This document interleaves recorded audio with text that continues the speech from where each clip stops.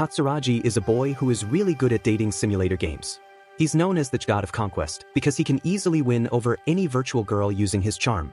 But Keima doesn't care about real-life relationships, he's all about the games. One day, he gets a strange message from someone asking him to prove he's really the god of conquest. Keima, feeling confident, accepts the challenge, not realizing how much trouble he's about to get into. He soon learns that he has made a deal with Elsie, a demon from hell. She tells him her mission is to catch evil spirits that have escaped into the hearts of human girls. To do this, Keima has to make the girls fall in love with him. Keima and Elsie both wear collars that will kill them if Keima doesn't succeed. Keima starts with Ayumi Takahara, a classmate who is getting ready for a big track race. Keima's plan to win her heart involves annoying her with signs and banners, which only frustrates Ayumi. She ignores him or even hits him, but Keima stays hopeful, thinking Ayumi will eventually like him. Just before the race, Ayumi hurts her leg, but Keima realizes it's not a real injury. Ayumi admits that she's unsure of herself, and Keima helps her believe in her abilities. This makes Ayumi feel better, and when they share a moment, a kiss makes the evil spirit leave her heart. Elsie catches the spirit, and Ayumi wins the race, but she forgets everything about Keima. Later, Elsie moves in with Keima, pretending to be his sister. Keima doesn't want her there, but Elsie explains she's doing it because she's struggling as a demon. Her older sister is great at everything, and Elsie feels stuck doing difficult jobs like hunting spirits. This mission is her chance to prove herself. Keima agrees to work with her, but only for his own benefit. The next day, Elsie points out their next target, Mio Ioma, a rich girl at school who buys all the yakisoba sandwiches. Keima comes up with a plan to win her over, but things go wrong when Mio's chauffeur attacks him. Keima and Elsie follow Mio home and discover she's not as rich as she seems. Her father is dead, and her mother is having trouble making money.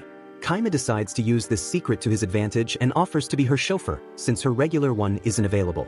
Mio agrees, and Keima takes her to school on his bike every day. Keima's persistence works when he makes Mio laugh, but she quickly goes back to being cold. He doesn't give up and takes her to a fancy ball in a carriage. While they dance, Keima pretends not to know how to, and Mio teaches him. Mio gets embarrassed, but their moment is interrupted by her father's old friends, who tease her about her money problems. Mio gets angry, but Keima uses the chance to tell her she doesn't need to pretend to be rich. He helps her realize that she's been trying to meet her father's expectations. After they kiss, the evil spirit leaves her, and Elsie catches it. The next day, Mio forgets Keima, but she starts to think about her life differently. Keima feels frustrated when he can't win the heart of Sora Asuka, a character from his favorite dating game, Crayon. Elsie notices and asks him what's wrong. Keima explains that there's a bug in the game that keeps repeating a scene. He decides to fix it by recording his choices, hoping that changing the pattern will stop the glitch. Elsie agrees to help him after he reminds her of how much he's done for her. Despite their efforts, the bug still happens. Elsie takes a break, but when she returns, Keima is still playing, determined to beat the game. She suggests visiting the company that made the game, but Keima tells her the company went bankrupt. Eventually, Keima manages to fix the loop but runs into another glitch. Soon, Elsie becomes a big fan of a teen idol named Kanon Nakagawa. But Keima doesn't care about her. He thinks gaming idols are better because they never age and stay popular forever, unlike real-life idols. Neither of them know that Kanon is actually their classmate. The next day, the whole school is excited about Kanon's return. When she meets Keima, she's surprised that he doesn't recognize her. Elsie runs over to meet Kanon, and as soon as they talk, she notices an evil spirit in Kanon's heart, making her the next target for Keima. Kanon is upset that Keima didn't recognize her, and Keima isn't interested in her at first, thinking she just wants attention. However, Kanon invites him to a special concert on the roof, and though Keima goes, he quickly gets bored and starts playing his game. Kanon is upset and almost tries to tase him, but a phone call stops her. She invites him again for another concert, but Keima is suspicious, thinking she's trying to trick him. The next day, Keima does the same thing, which makes Kanon feel worse. She becomes invisible out of frustration. Keima calmly tells her that her song was so peaceful it made him fall asleep. This makes her visible again, but she's still upset. She tells Keima to come again tomorrow if he wants to understand her. To learn more about Kanon, Keima sends Elsie to investigate. Elsie finds out that Kanon used to be in a girl band called Citron, and she's been lonely, trying to get attention. Keima is told to be nicer to her, as she probably feels isolated. Kanon keeps texting Keima whenever she's worried or feeling down about her performances, which annoys him, but he agrees to go to her big show in front of 10,000 people. On the day of the show, Kanon gets nervous. She suddenly disappears backstage. Everyone starts looking for her, but Keima, determined to finish his mission, Kanon turns invisible again, making it harder to find her. Keima is confident that this is the moment for his final plan. He eventually finds Kanon near a building and tells her to go back to her concert. Keima realizes that Kanon is worried about not being noticed as an idol, so he encourages her by telling her she's already a real idol because of how hard she works. She gets ready to go back to the concert and kisses him. This makes the evil spirit leave her heart, and Elise catches it. Kanon goes back to the concert and finds letters from her old bandmates in Citron, which makes her even happier. She performs on stage, giving the best performance of her life, and the audience cheers loudly. As Keima and Elise leave, Keima says his opinion on idols hasn't changed, but he admits that Kanon now shines like a star. Back at Keima's house, Elise tries to make him lunch, but instead, she creates a horrible, monster-like creature. Keima scolds her and calls her useless. Elise feels sad and talks to a classmate, who suggests she bake a strawberry cake to impress Keima. Elise decides to bake it in the school kitchen, but one of the eggs cracks, releasing a mandragon. She keeps baking anyway, even as the mandragon causes chaos. The microwave explodes, and all the monsters disappear along with the cake. Meanwhile, Keima is being scolded by his teacher for playing games in class. The conversation is interrupted by the explosion, and the mandragon chases after the teacher. That's one way to avoid PE. The mandragon eventually ends up back at Keima's house. Mari, hearing the noise, thinks there's a thief and gets ready to attack. Mari thinks he's the thief and hits him with a vase outside. The mandragon is finally eaten by the lunch Elise made earlier. Keima's teacher, who was supposed to meet Keima's mother, sees all of this and runs away. Keima learns that Elise doesn't know much about the human world, so he sends her to the library to learn more. At the library, Elise gets curious about fire trucks and asks the librarian, Shiori Shioya, where to find more books on them. At first, Shiori doesn't hear her, but when Elise gets closer, Shiori gets nervous. She tells Elise to come back after school.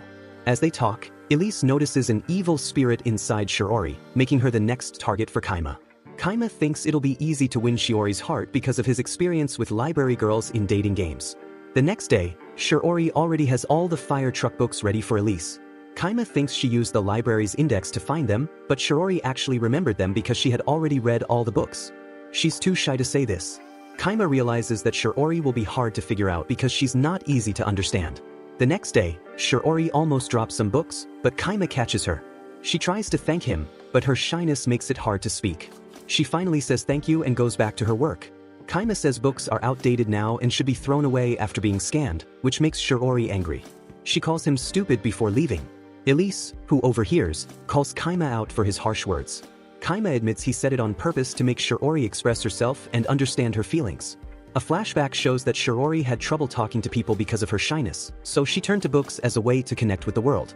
The next day, Shiori is at a library meeting and wants to speak up but is too shy. She sees Keima writing in a book and tries to stop him, thinking he's damaging it. Keima explains he's just correcting the information because it was wrong. He repeats that books are useless without instant edits, which frustrates Shiori. She calls him an idiot before quickly leaving. The following day, Shiori sees Keima writing in a book again. She tries to take it from him but then realizes it's his own notebook. She wants to apologize but ends up scolding him. Keima comments that her inner and outer voices don't match, which makes Shiori walk away. The next day, they finally talk to each other. Shiori realizes that her anger helped her have a conversation with Keima. Later, they see her using magic to tear up a page. Elise fixes it, revealing that it was a notice to throw away the library books for the media room. Shiori, already upset, locks herself in the library and refuses to open the door. The others knock and yell at her to open up. Shiori falls asleep and dreams about her past and how she came to love books. She wakes up to knocking and the sound of rubble. She checks the noise and finds Keima, who snuck in through a hole in the ceiling made by Elise.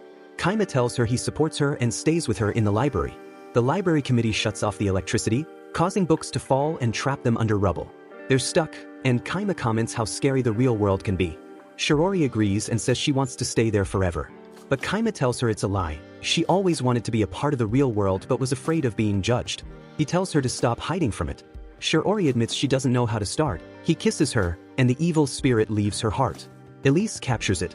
When the library committee comes in, Shiori tells them she doesn't want the books thrown away. The secretary agrees to hold another meeting. Shiori forgets everything about Keima. Keima is frustrated with Elise because he feels like he has no time to play games anymore. New games keep piling up, so he decides to play 6 games at once to catch up. He plays them all like a pro, but it makes him really tired. Even though he's exhausted, he keeps going, pushing himself harder until his consoles burn out. Elise checks on him and tells him to stop, but Keima insists he loves games too much to stop. He ups the challenge, playing even more games at once. He finishes all the games except one, but he's too tired to continue. As he's about to quit, he starts seeing heroines from his games cheering him on. He follows them into the game world, where they dance together, and that's the end of the video.